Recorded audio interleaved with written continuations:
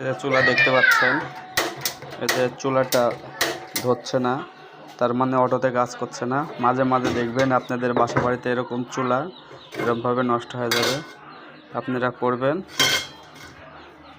এই যে কটন বারটা দেখতে পাচ্ছেন, ওই কটন বার দিয়ে চুলাটা থেকে নেবেন।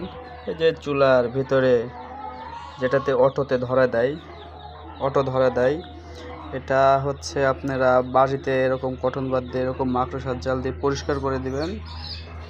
দিয়ে পরে দেখবেন ভালো করে এটা এই যে দেখা যাচ্ছে, নাহলে চুলাটাকে এভাবে উল্টে দিবেন,